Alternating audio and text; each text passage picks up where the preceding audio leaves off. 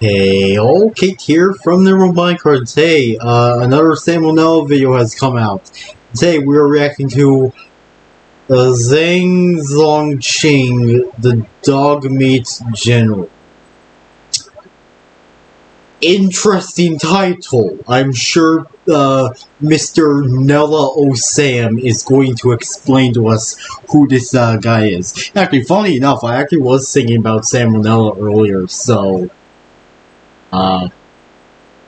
I guess I was meant to watch this video. But anyways, let's get into this, shall we? Classical music. Hopefully I don't get a copyright claim.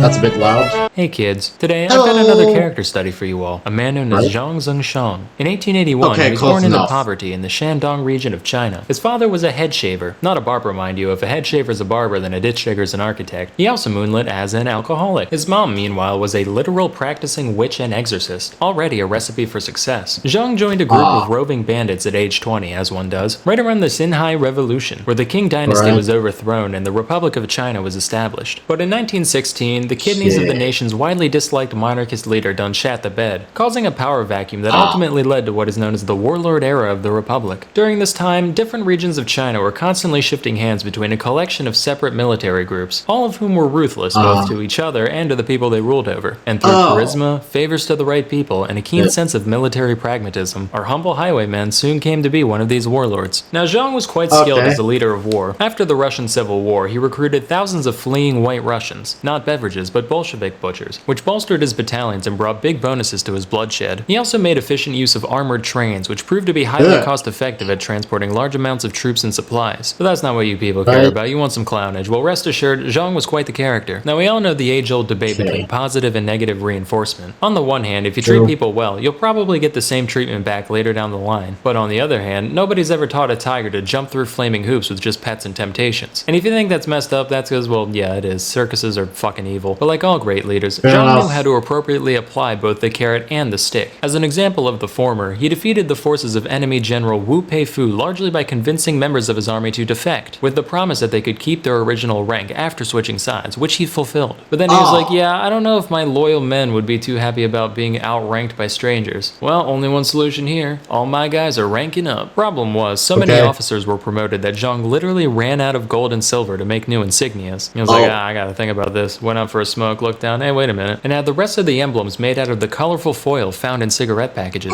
It's said that during the promotion ceremony, people would look down and notice their little star already had a rip in it before the event was even over. But hey, there's still a colonel or poobah or whatever now, they can't complain. On another occasion, he proudly announced that he would either win an upcoming battle or return home in his coffin. And though Zhang was many things, he was not a liar. So after he ended up retreating, his men paraded him through the streets in a casket while he waved and sheafed on a cigar. So you're probably wondering why they called him the Dogmeat General. At this point, my head was swimming with lurid fantasies about him eating dog flesh or wearing dog flesh or eating dog flesh. Turns out, nah, he was just real into pai gow, of which the act of playing was colloquially referred to as eating dog meat. And also because he ate dogs. He was also sometimes jokingly referred to as the three don't knows, since he didn't know how much money he had, how many concubines he had, or how many men were in his army. Well, funny, there was some truth to the nickname, which did sometimes cause issues. Some were minor. For one, he had a lot of trouble remembering the names of the 30 to 50 women of all nationalities in his harem, but he got around this by just assigning them numbers. Number 4 is real flexible, 27 makes a killer quiche, watch out for 14, she's a biter, and so forth. Other times, things got a little more dire. Later in his career, Zhang became the military governor of the province of Shandong. The dog meat thing kind of worried me because China has a rampant human rights violations aside, the whole thing was just way poorly managed. For example, while Zhang did collect taxes on everything from theater performances to tobacco examination licenses, relatively little of his extortions went towards his war efforts or anything practical, with most of it being funneled into vanity projects and his own personal riches. So how did he fund his army? Well, for those playing at home, it's time to take a shot, because Zhang printed tens of millions of dollars worth of paper money in the form of military stamps with no reserve to back them up. Obviously, massive inflation ensued, but Zhang just said, "No," insisted the stamps had a 1-to-1 conversion with real money, and continued paying his men at the same rate. Fortunately for them, the invisible hand of the market is no match for the very visible fist of the soldier, because they just kick old merchant ladies' asses till they accepted the currency at face value. But unfortunately, kicking old ladies' asses can't solve everything. In the summer of 1927, Shandong was hit with a famine caused primarily by drought. At the time, many people prayed to Zhang Xian, a folk deity, in an attempt to bring rain to these crusty lands. But Zhang Zongchang, he don't get on his knees for nobody. He walked right up to the statue in Xian's temple, starts bitch slapping it, tells it to go fornicate with its sister, and then has his artillery crew fire shells straight into the sky for hours on end to show that god who he's dealing with. Sources differ on when the next rain was, but it did eventually rain, so in the end, Zongchang got the last laugh. Speaking of which, our boy was also a renowned poet. Here's a piece he wrote about that very event.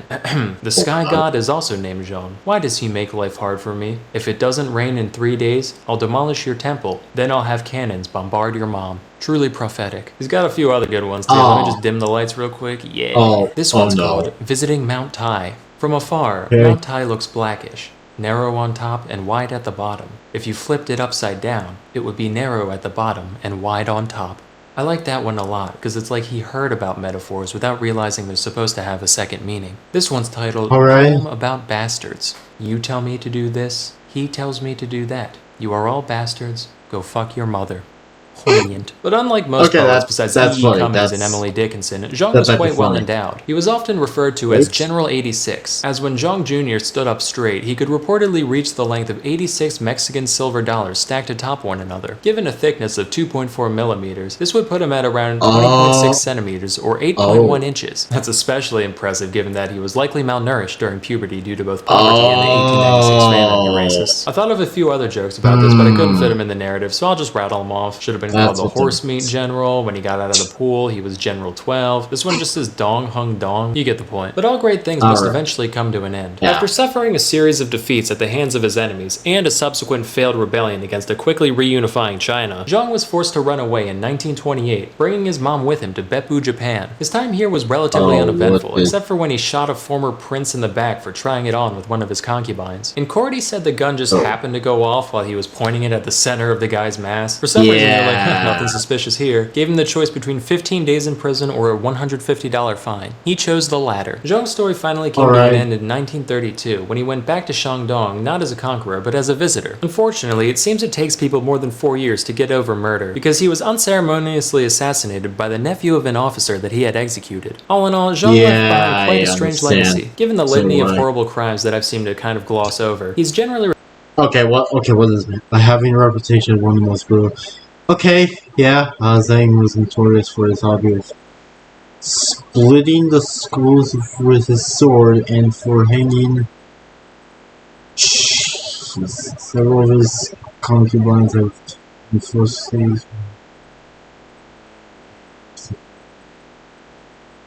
I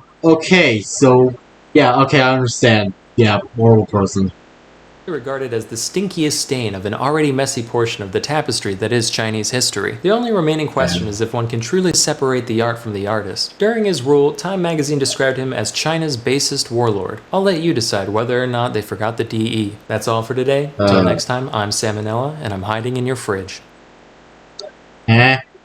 Stain of an... But that was that was the newest not Zamonella. That was the newest Salmonella video. So, anyways.